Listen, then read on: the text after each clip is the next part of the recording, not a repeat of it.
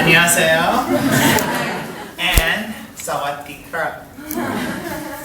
Sawadee krap is hello. And sawadee krap, follow-up question is how are you in Thai? I also did this as a mode, it's called a Y. It also helps to give respect to the other person. There are many different ways that you can Y to a certain person, depending on the status. But it's a typical way to greet someone, is using the Y. Alright, well let's get started. Well, I entitled this little bit of biographical information, Thailand in a durian shell instead of a nutshell. Durian is a type of fruit. Some people really like it, some people really don't.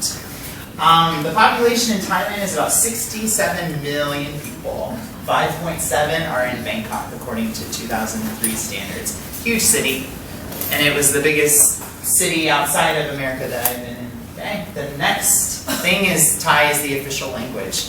There are different dialects depending on the villages that you can go to that are in Thai, that are a knockoff of Thai, but mainly most people speak is Thai. The current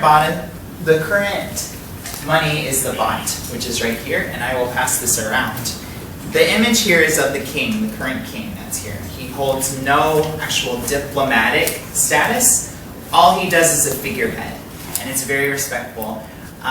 You can pass it around, just be careful it doesn't touch the ground. People really are very cautious with the money, but you can pass it around.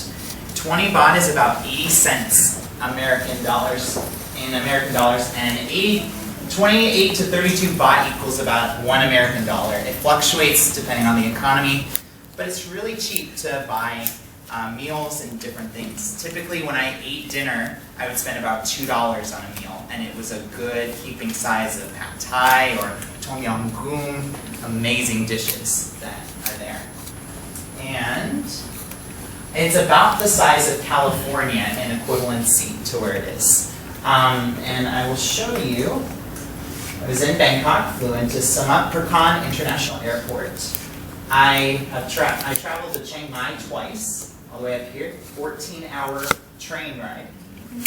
And then I worked in a place called Sriracha, which is very close to Pattaya, about 30 minutes north of Sriracha, and that I'll talk about a little bit later. And I also went to Wat Hee, which is about right here. So I didn't get to go to all the parts of Thailand, but I did get to see quite a few different cities and different places there. Okay. The religions, mainly Buddhists are the practicing religions. Islam is more towards the southern part because Thailand and Malaysia share borders, and that's where the Islam comes in, and there's a little bit of Christianity as well. Thailand has one actual flag, official flag, that's recognized in the United Nations and around the world, but then they also have 10 personal royal flags. Depending on the king, the queen, there are 3 daughters, and 1 son that have their own flags, and they're hung up and celebrated at different times. For instance, on the king's birthday, December 5th, it is a national holiday. Classes are canceled, everything's shut down, and the king's flag, which is right here, is shown all around Thailand. And the other point is that it is the only Southeast Asian country that has not been completely colonized. What I mean is that a European country did not come. There were parts.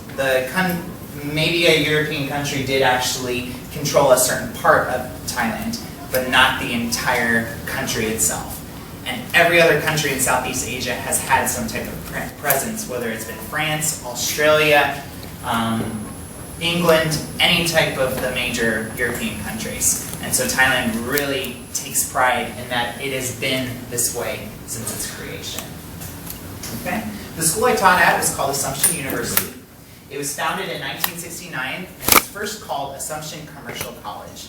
Basically set up as a business school for students to be able to come in. It changed its name in 1990 when it was accredited as the first international school in Thailand. It's administered and maintained by the Brothers of St. Gabriel, which is found in France, and so it's a Catholic institution. There are Catholic students at the school, but mainly most of the students are Buddhists, reflecting Thailand's culture. And like I said, it's also the first international university in Thailand. Its motto is Latin, which means work conquers all. And this is one of my favorite pictures of the actual institution.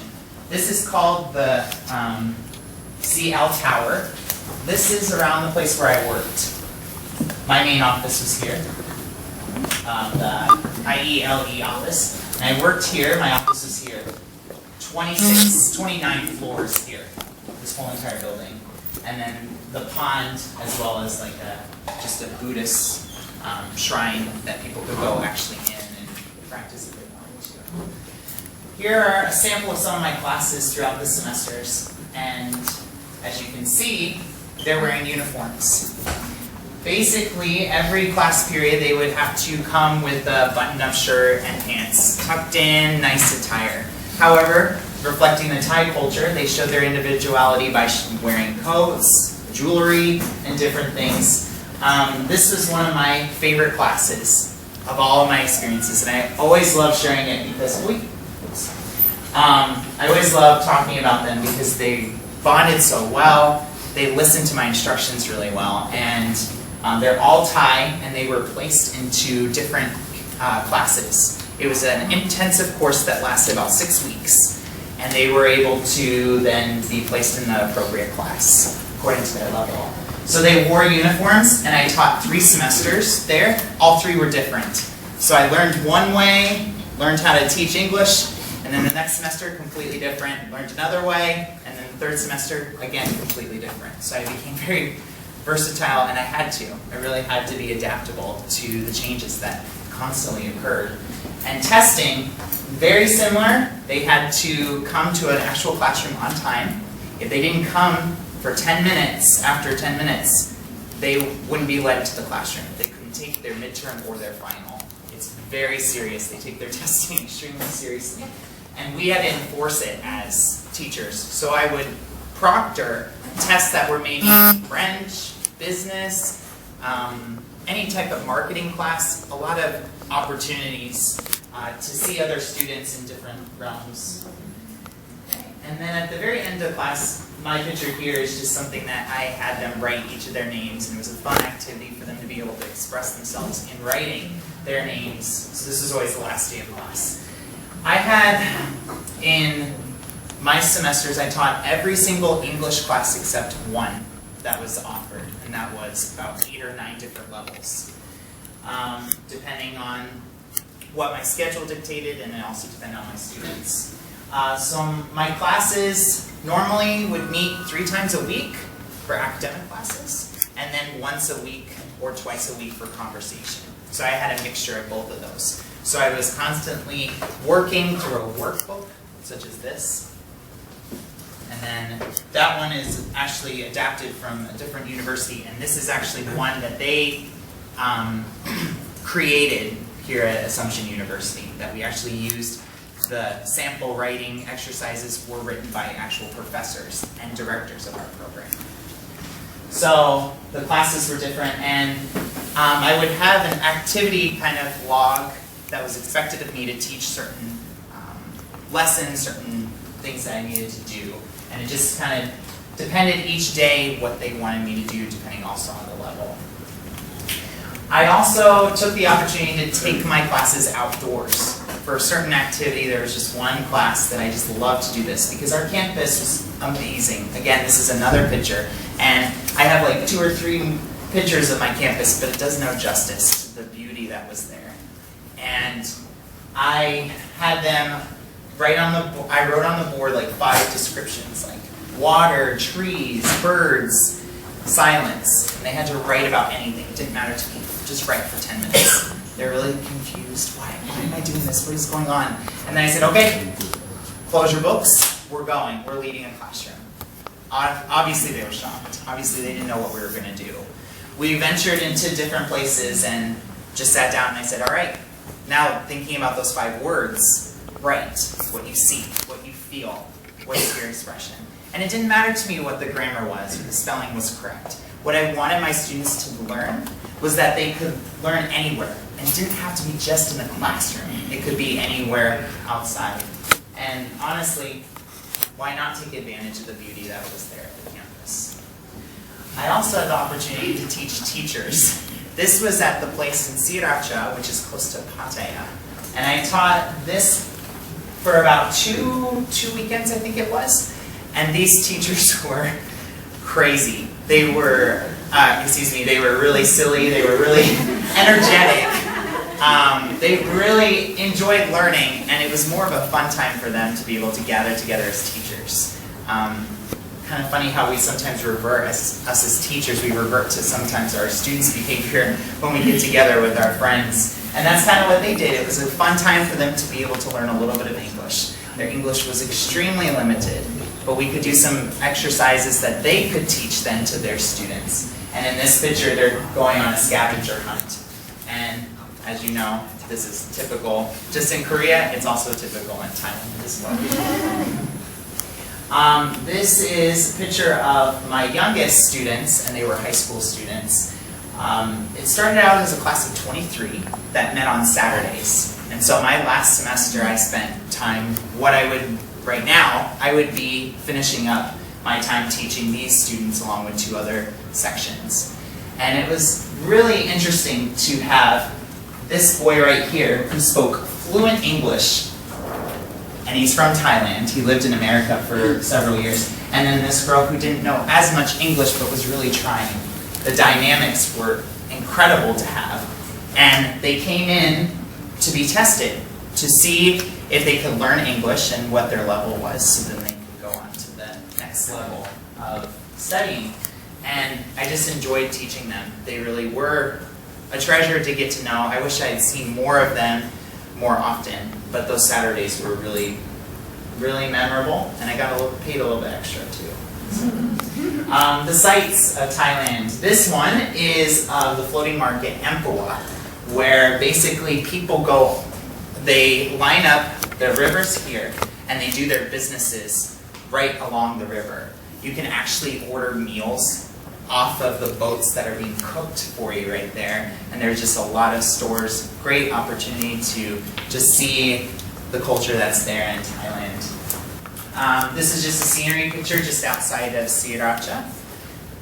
Just the fact of like the farming and the mountains similar to here in Gwangju, but then also the development that's there. So that amazing contrast in landscape. And then this is one of my favorite pictures. This is actually my screensaver on my computer. It's near Kanchanaburi, which is one of my favorite places in Thailand. And it's kind of a fork in the road, kind of deciding, you know, where should I go? Should I go to the left or to the right?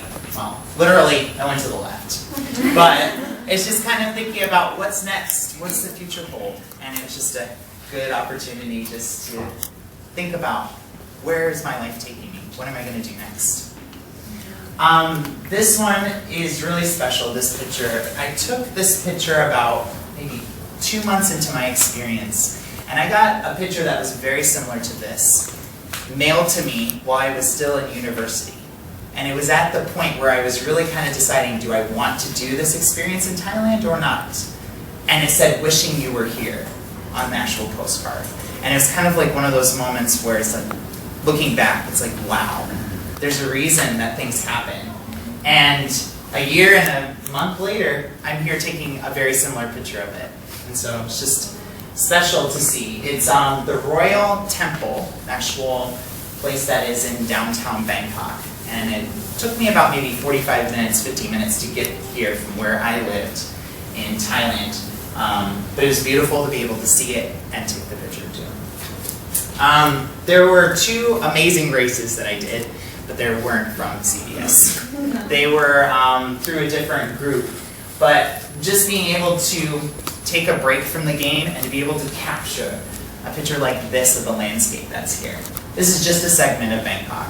There's no way that I can, with my camera, show you just how big this city is and how booming and beautiful it really is. But it was just, there were great opportunities that I had on the weekends to be able to go and explore the city of Bangkok.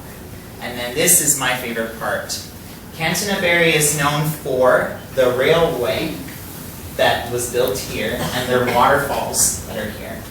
The railway has a little bit of a sad story in that the prisoners of war in, I believe, World War II had to construct this railway for enemy lines. So the prisoners had to do this for the people that they were captured by. And there are many deaths, people just putting it together and then they fall and then they're just crushed. And so they have memorials there and it actually functions. It goes only a little bit of a ways into the actual forest and then it comes back. But they actually have trains that are in use nowadays. And the waterfalls, they're called Erwan waterfalls. And there's 7 different levels of these. They're just breathtaking, beautiful. And this is what you hear about in Thailand. This is what you really see of the beauty that's there. You see the cities, you see the people, and you also are able to see the sights. And that was, I actually got to visit twice, and both times were absolutely incredible. And then, of course, I had some fun. This is me during, towards the beginning of my stay with a couple of friends. We were venturing into Bangkok, and they had these Buddhists set up. They're not actually where people practice Buddhism, but they're just landmarks. That's the best way to put it. Just like spirit houses sometimes are put in different parts of Thailand. So there are these where people can just pose for pictures or just, it's a landmark just to hold significance there. Obviously, it's busy Bangkok. And this is a picture of Pattaya, which I'm going to talk about in a little bit, about an opportunity that I had there. My first actual real vacation was to Hua Hin, which is about 2.5 hours southwest of Bangkok. And this is with some of my really close friends that I got to know, all Chinese, that being able to swim in salt water and just enjoy myself. And you could get to about right here, and then you can't touch the bottom. That's how shallow this water was, so it wasn't like you can dive right in and be okay, because you hit the bottom of the water, where the sand is. But it was just a great break after coming in October, and then getting this break in March. Really nice, decent break other than weekend breaks. This is again Kanchanaburi, but this is just an amazing moment where the first time I went there and went with a lot of friends, but I didn't go swimming. I just was like, no, I don't really want to do this. I just took pictures. But I knew that if I came back, I would. So the second time I brought my swimming suit, and I was in this water, and I just had one of those moments again where just like, wow, I'm really here in Thailand. I'm really experiencing this right now, and just being able to swim with fish going around the bottom, and if you weren't careful at the very narrow part, or the more shallow part, they will nibble your feet, and it will feel really weird. So I was just swimming in just the middle and enjoying the experience that was there, that I had. And then, that's me. At this hotel that we stayed at, right the last day that we went, we had heard about the opportunity to go down, like a regular elevator, about 70 floors to go down. You also had the opportunity to go down on a side gliding. And so I went from a little bit right here to all the way down there. And the first moment was like, oh my word, I'm in the middle of the air, and if I fall, I'm just going straight down. But it was only like maybe, I don't know, 2-3 miles per hour, and it went really slow. But it was one of those, again, amazing feelings. You can't really do this in America. You don't really get opportunities like this, and why not take advantage of these? And so I entitled it Just Fruit for Lunch because I was a little bit nervous. I didn't want to throw up. Eating there, yeah. They have them actually out on stands, and you can actually put a little bit of sauce on it. Just put it in your mouth and try it. Tastes like chicken. This was an incredible experience. These are my feet and obviously fish. What happened? We have them here, yes, in Gwangju, and it was amazing. Didn't have this in America, obviously, and put my feet in for the first minute, and it just was like a strange feeling because you're not used to having fish come and attack your feet. But then, once you leave your feet still, they'll just come to you and nibble off the dead skin. I got out 15 minutes later, and my feet felt like they had touched heaven. So amazing. And I walked around Bangkok even with the dirt on the street and what I saw, and my feet were like, I've never felt this way before. This moment I entitled Surreal, because I actually went to an elephant training camp in Chiang Mai. And here, the elephant is actually being trained to draw itself on the paper. It took a little pencil and drew all this, no joke, saw the entire thing. And then this part is really funny because it actually laughed for a moment. It was trained to laugh. And then it would take a sponge, put some paint in its trunk, and smash it against the mural. And not like just splattering like sometimes our kindergartners do kind of coloring. It actually did it normal and a nice, beautiful picture that they sold for about $20 to benefit the elephant market camp. And it's just, again, they also played soccer, kicking balls. The one that was trained to do it didn't really score any goals, but at least it was kicking. That's pretty amazing, I think. And then there was the opportunity to ride them, and that's what I did. It just, again, to be on an elephant going up and down, again, like, wow, I'm really doing this right now. I'm living in Thailand, and just the best way to describe it was surreal. Some close calls. My first picture is of, as you can see here, a mom and her baby. It's a little hard to see, I apologize. But I got some really nice pictures of the two of them. The baby monkey got to about right here, and where I was taking pictures. And the mom was watching me the entire time and was like, I don't like this anymore. She comes running, no joke, to me and swats very close to my backpack and what I had as belongings. Of course, monkeys, you have to be very careful because, of course, some of them have diseases, and also they are vicious. They are out in the wild, and we're in their territory. They are not invading our space. We're invading theirs. And so I pushed someone out of the way to try to not get hit, and luckily nothing happened. She just backed off afterwards, but we're a little bit panicked. There was actually one time I saw a girl walking with a bag of maybe bananas and oranges and just walking casually. Monkey comes all the way, just running, literally, grabs it, shocks the girl because it's coming from behind, and then runs up a tree.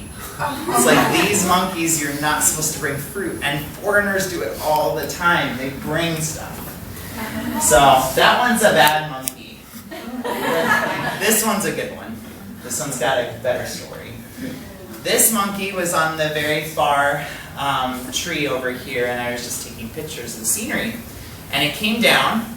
Two of my friends were about here. It came all the way over to them, freaked them out. They moved and they went elsewhere. And I was about right here, and let's say this is where the monkey is, where I'm here, and he plops down. No joke.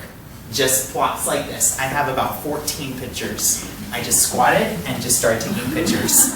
And all this time I'm thinking, oh no, I hope it doesn't swat me and show you what actually happens.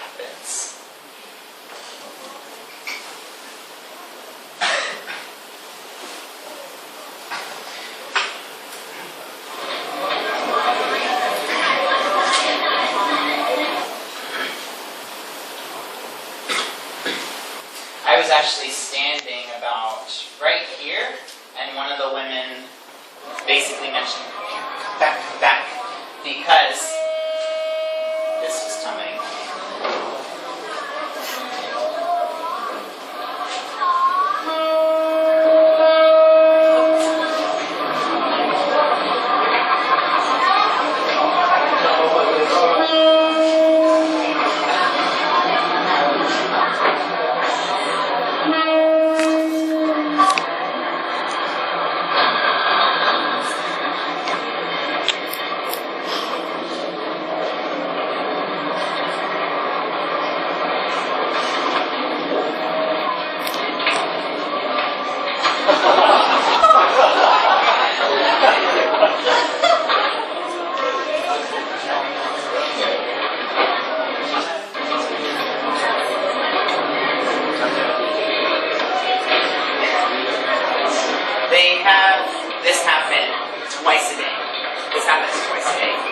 normally towards like the noon hour, and then around like 5 or 6 o'clock in the evening.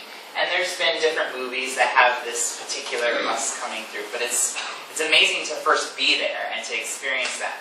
And the practicality of it. There are shops here. There's a train, and the people know when they're setting up their shops, the train's going to come through, and they will take the time to go like this. And they'll make sure everyone goes to the sides as well so that the train can come through. And as you saw, there were also people lined up too. Just interesting how that normally doesn't happen at all. Something that we know a train's going to come through, why would you set up shop right next to it? But it makes it amazing and that it just works. It really does work. Lilawati is the nation's kind of unofficial flower, and it's just beautiful. This just blooms like dandelions in America.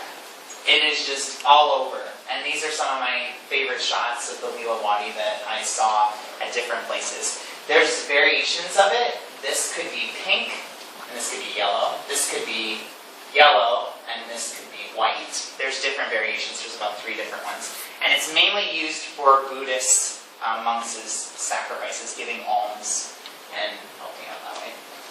And then there's some major temples that I also got to see that were unlike any others. This is the picture of the one at my school. And this one is the biggest horizontal temple, I believe, in all of Thailand. It was about 30 minutes north. And this was one particular shrine. They were building and constructing, and then there was an actual setup of an actual temple. And then behind this picture were, I would say, about 200, 300 practicing monks listening to someone speaking in Thai while we were taking pictures and visiting the group I was with. And it was huge. I mean, talking probably 40 acres long, big, and it was, amazing to see this. And then, again, what I saw in Chiang Mai, some free craft tours that I was able to take. And then what would happen is I would go into the actual the store, where they would actually make it, and then they would take us to the stores. We could take pictures anytime we wanted to at different points. We just couldn't take pictures of the products themselves. I think that was fair of them to put in regulations. But this was for Thai scarves, I think it was. And then this was a woman making elephants. And then a woman making pencil sharpeners. They're right here. Different types of pencil sharpeners. Again, they were all paid well. It wasn't labor.